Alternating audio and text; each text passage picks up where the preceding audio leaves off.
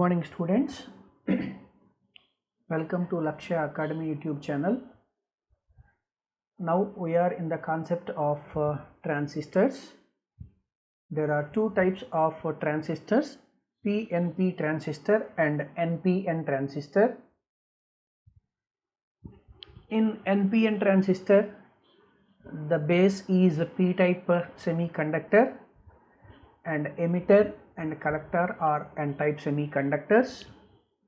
Already we discussed the working of a transistor, both NPN transistor and PNP transistor. Already we completed that.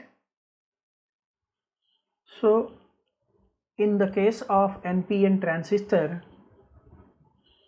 the current is due to electrons inside the transistor, and outside the transistor also the current is due to electrons only, because electrons are majority charge carriers in NPN transistor. Emitter is heavily doped. In NPN transistor, emitter is n-type semiconductor and base is lightly doped p-type semiconductor, and collector is moderately doped. So a transistor, the emitter base junction is in forward bias condition and base collector junction is in a reverse bias condition. So when an NPN transistor is connected to an external circuit, the majority charge carriers present in emitter region is repelled by the negative terminal of the battery, and these majority charge carriers shifts to the base, but the base is lightly doped. So only about 5% of electrons combine with holes present in the base region, and the remaining about 95% of electrons move to that collector region, and collector base region is reverse biased. So these electrons move to the collector region are attracted by the positive terminal of battery. Okay, that is the working of a transistor. So here the conventional current flows from base to emitter. Generally the direction of conventional current is opposite to the flow of electrons. So in NPN transistor the conventional current is from base to emitter, and here IE is current due to emitter current and IB base current, IC is collector current.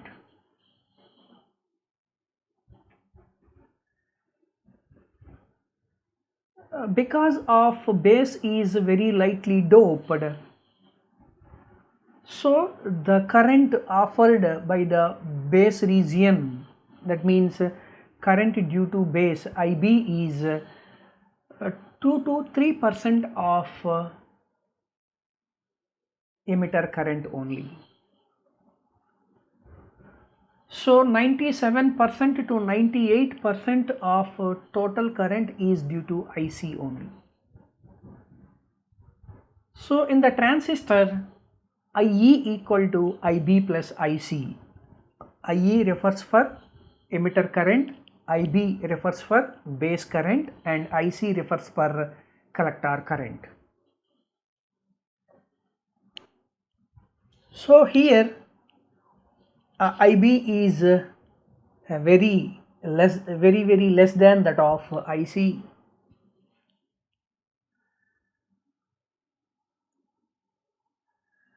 In the case of PNP transistor, the base is n-type semiconductor. Emitter and collector are p-type semiconductors. Emitter is heavily doped and width of the emitter is slightly less than that of collector, and base is lightly doped and the width is very thin. The region of base region of a transistor is thin. Collector is moderately doped. So when a PNP transistor is connected to an external circuit, emitter base junction is in forward bias and the base collector junction is in reverse bias. So when it is connected to an external source, the majority charge carriers in emitter region, means holes, are repelled by the positive terminal of the battery and they move to the base region. Base region is lightly doped, so only about 5% of electrons present in base region in this case combine with the holes drift from emitter to base. The remaining holes move to that collector region, and collector base region is in reverse bias condition. Those holes are attracted by the negative terminal of the battery. So in the case of PNP transistor, inside the transistor the current is due to holes which are majority charge carriers, and outside the transistor current is due to electrons.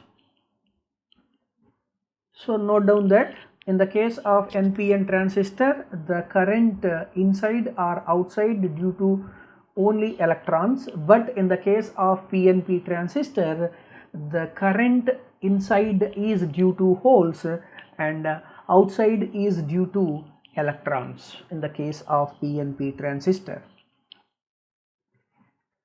So the direction of conventional current is from emitter to base. Direction of conventional current is from emitter to base, and the emitter base junction is forward biased and collector base junction is in reverse bias condition. In any transistor, IE equal to IB plus IC. So here IB is 2 to 3% of IE and IC is 97 to 98% of IE. So the collector current is less than that of emitter current. Yeah, already we discussed that there are three types of configurations of a transistors: a common base configuration, common collector configuration, and common emitter configuration. And a transistor can be used as oscillator, amplifier, or electronic switches. So how a transistor can be used as amplifier, that we discuss later. A transistor can be used as oscillator or amplifier or electronic switch.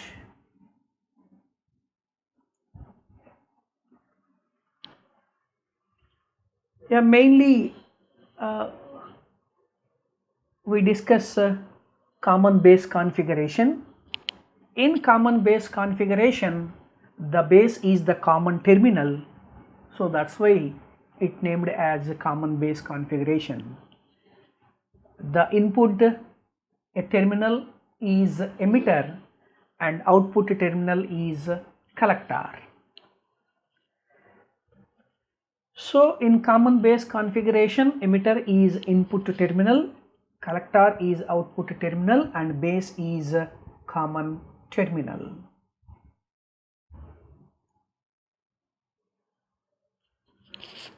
base is common to both emitter and collector. So I consider PNP transistor. This is PNP transistor and base is grounded. So input is measured across emitter and base. So input voltage is VEB and output is measured across collector and base. So VCB is output voltage. Input current is IE. Input voltage is VEB. Output voltage is VCB and output current is IC in the case of a common base configuration of a transistor.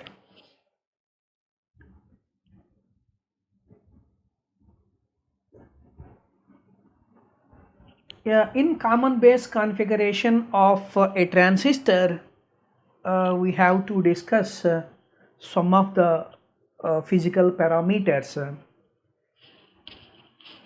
Maybe transistor can be used as amplifier, okay, that we discuss later. It may amplify current or it may amplify voltage. So the current amplification factor of a common base configuration for AC.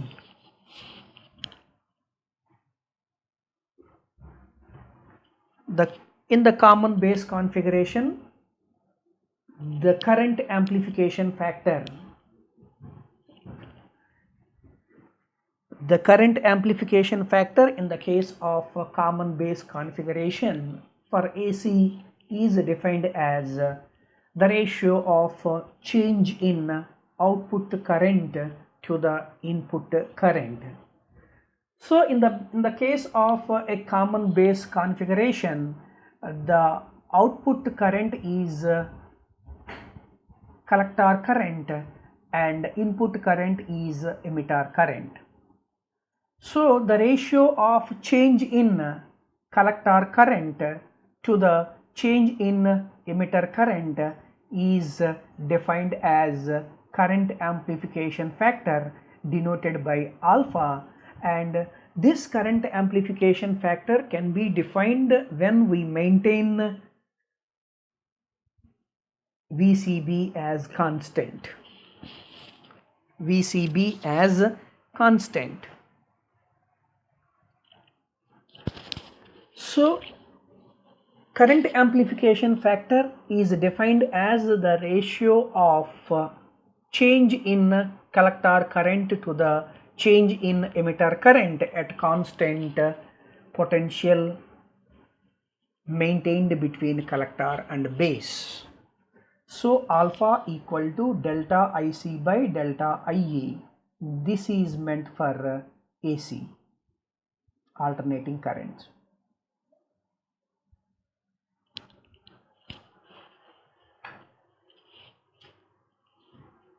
Next, the current amplification factor in the case of common base configuration for a DC current is given by alpha equal to IC by IE. So it is defined as the ratio of collector current to emitter current, because in the case of AC and values changes, in the case of DC we get the standard values. So the ratio of collector current to the emitter current is defined as current amplification factor for DC in common base configuration. Note down that common base configuration, the input current is emitter current, output current is collector current.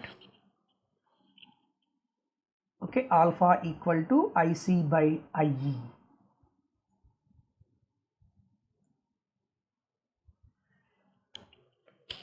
Yeah, already we discussed that IC is about 97% to 98% of IE. So alpha is equal to IC by IE. So the value of alpha ranges from 0.95 to 0.99, and IC never be equal to IE, therefore alpha is always less than 1. Alpha is always less than 1. Alpha equal to IC by IE, IC less than IE, therefore alpha less than 1.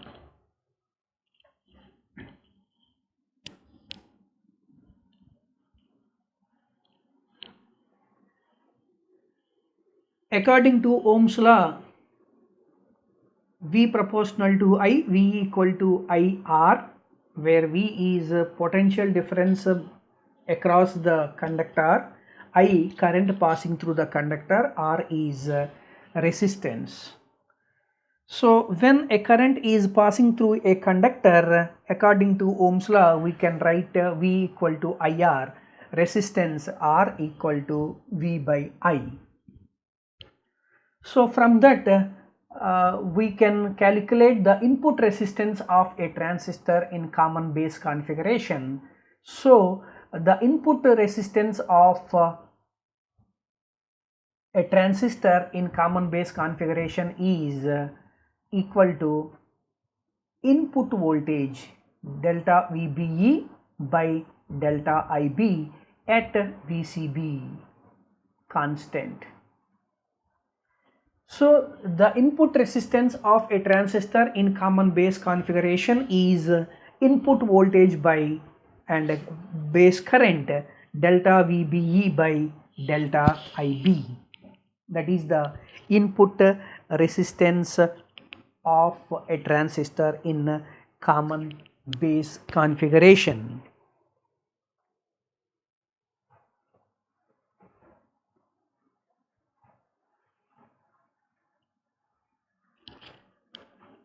Next, like that, the output resistance of a transistor can also be measured.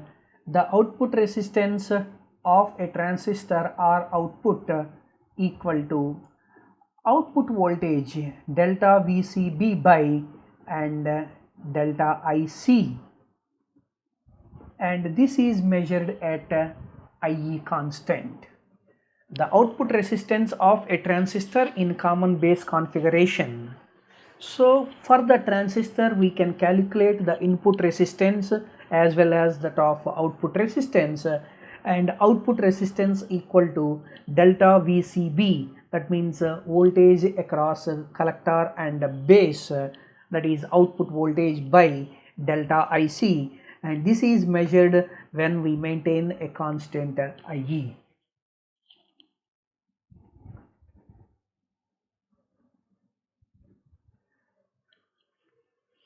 Next, voltage gain. Actually, electric potential difference V equal to W by Q, the amount of charge, the amount of work done to move a charge from infinity to a point is called as electric potential, that you learn in electrostatics chapter. So V equal to W by Q,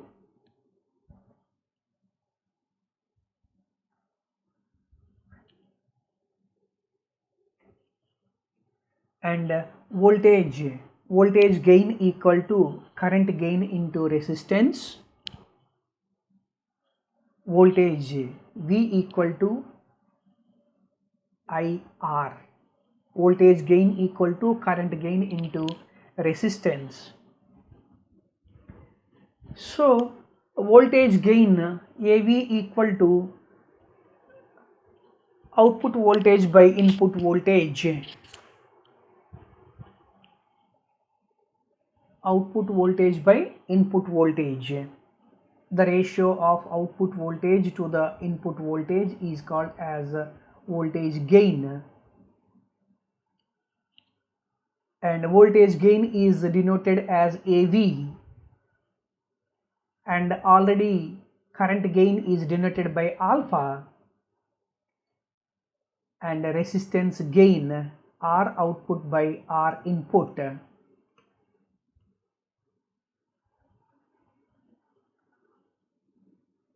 Okay, output voltage is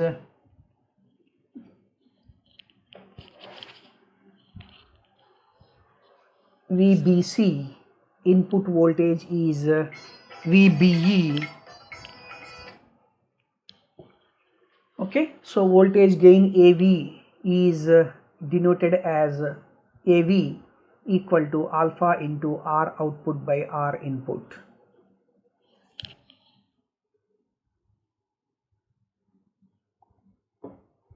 The power gain of a transistor.